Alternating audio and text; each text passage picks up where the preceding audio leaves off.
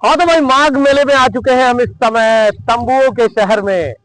और आपको बता दें कि ये शहर जो है ना, किस लिए जाना जाता है, दरअसल श्रद्धालुओं के लिए जाना जाता है तब जब वो गंगा और संगम में स्नान कर पुण्य की डुबकी लगाते हैं। और वहां पर आज जब कड़ाके की ठंड है तो उस समय पर क्या स्थिति है श्रद्धालुओं की, क्या स्थिति है कल्पवासियों की, जो रहने के लिए तैयार हो चुके हैं।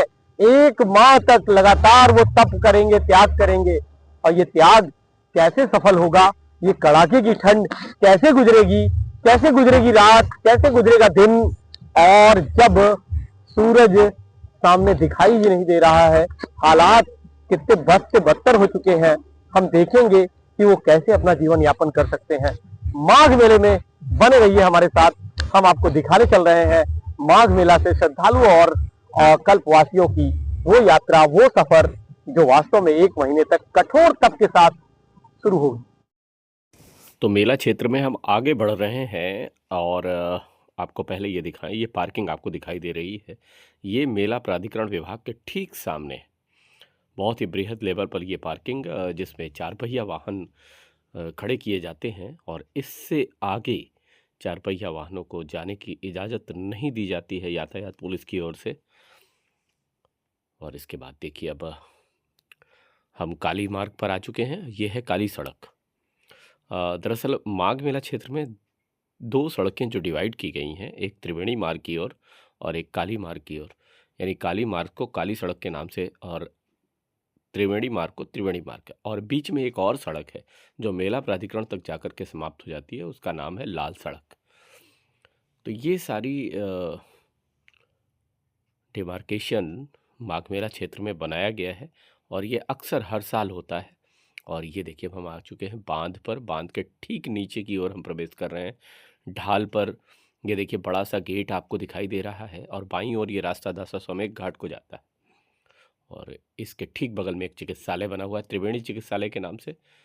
और ये देखिए गेट, जिस पर प्रधानमंत्री और मुख्यमंत्री की फ़ोटो लगी हुई है।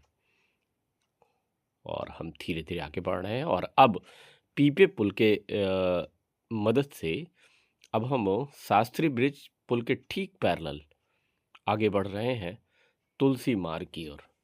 ये देखिए पीपा पुल, और इस पुल के ठीक नज़दीक अच्छा बहुत ही अनूठा और बेहद बेहंगम नज़ारा दिखाई दे रहा है।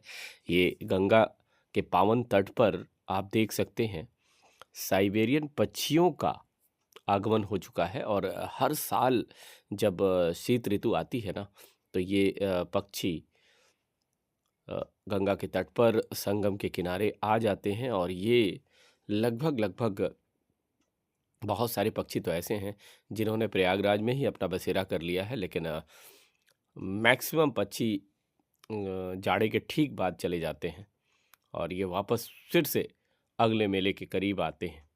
और ये वाकई में बड़ा अनूठा दृश्य होता है जब आप इनको सेव की पपड़ी या फिर सेव खिलाते हैं, तो ये बहुत ही चाव के साथ उसे खाते हैं। अगर आप इनके करीब पहुंच जाएं और इनको अपने हाथों पे दे देना, तो हाथों से ये निकाल के ले जाएंगे। कुछ इस तरीके का साइबेरियन पक्षियों का खेल होता है। और अब हम आ चुके हैं, ये देखिए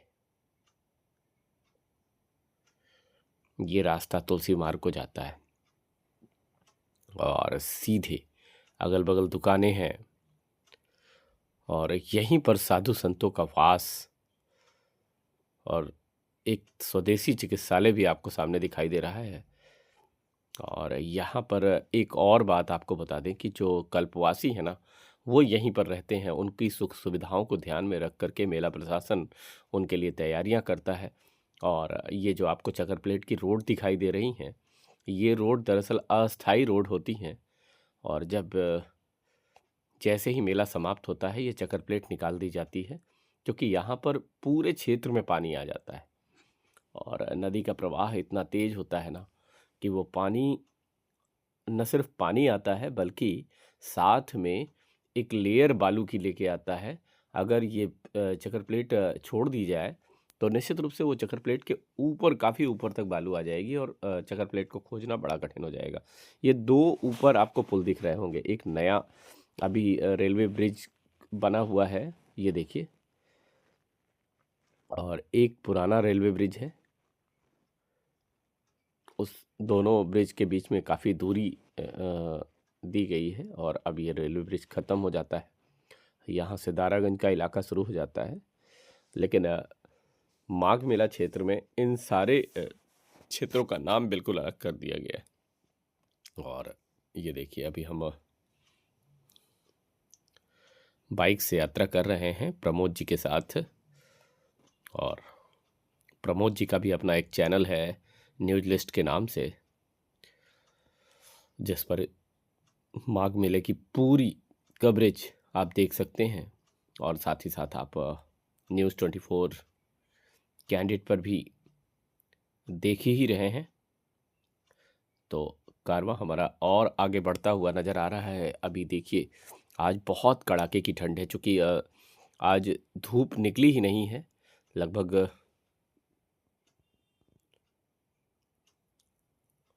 उम्मीद तो ये थी कि शायद कल की तरह थोड़ी सी धूप निकलेगी तो राहत मिलेगी, लेकिन जिस तरीके की आज कड़ाके की ठंड है वो वाकई में बहुत कपा देने वाली ठंड। और आप देख सकते हैं, तैयारियों का जायज़ा हम ले रहे हैं कि किस तरीके से माघ मेले में कल्पवासियों के लिए तैयारी की गई है, कल्पवासी कैसे रहते हैं। ये बात मैंने शुरुआत में ही कही थी आपसे। सभी लगभग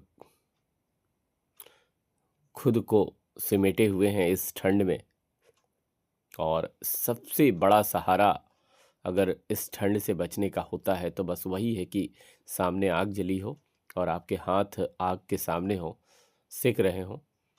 वही एक ऐसा रास्ता है जिसके सहारे आप इस ठंड में अपने आप को बचा सकते हैं। या फिर अगर आप घर के अंदर हैं और इलेक्ट्रिक का सहारा लेते हैं, तकनीकी का सहारा लेते हैं, तो जाहिर सी बात है कि आपको हीटर वगैरह मिलेगा निश्चित रूप से, तो उससे भी राहत मिलेगी। लेकिन जो टेम्परेचर का आने के बाद और आने के पहले भी एक भागना पड़ा, हाल है जहाँ तो मुश्किल से जगह दिए। कहते आप तो 5-6 साल से नहीं आए, आपको कोई जगह नहीं मिलेगी। तो जगह मिली, उसके बाद फिर उसके सुविधाएं जो दी जाती हैं, उस टेंशन लगना चाहिए, वो अब तक नहीं लगा। तो किसी और के सहारे पड़े हुए हैं किसी तरह से इस ठंड में समय व्यतीत कर रहे हैं। लेकिन फिर भी जो व्यवस्थाएं हैं शासन प्रशासन की, वो ठीक हैं। अब ठेकेदार कुछ गड़बड़ करे, लेट लतीफ करे, पहले उसने 12 का टाइम दिया तो इसका 12 नहीं, फिर मेले खत्म हो जाएगा, फायदा क्या होगा। फिर 8 का टाइम दिया तो बार बार भागो बैठो वहाँ, तब जा करके आज किसी तरह से सामान आया है और लग जाएगा।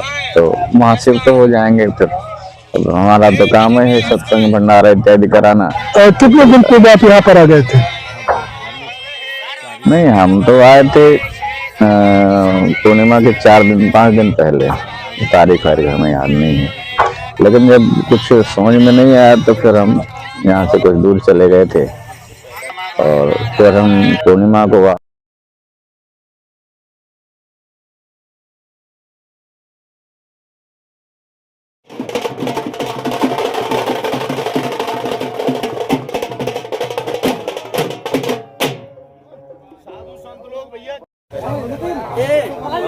बाबा हाँ इधर आओ, लाओ इधर दो। ए पीछे जाओ।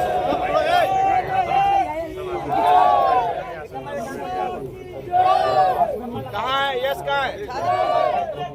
ए हाँ कहाँ गए?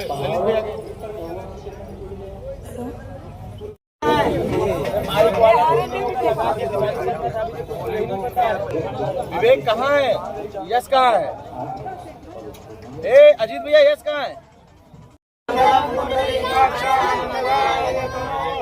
सर्वमंगल मांगल्ये शिवे सर्वार्थ साधिके शरण्ये त्र्यंबके सभायां तरास्ते एकाग्रमा माधवपनातो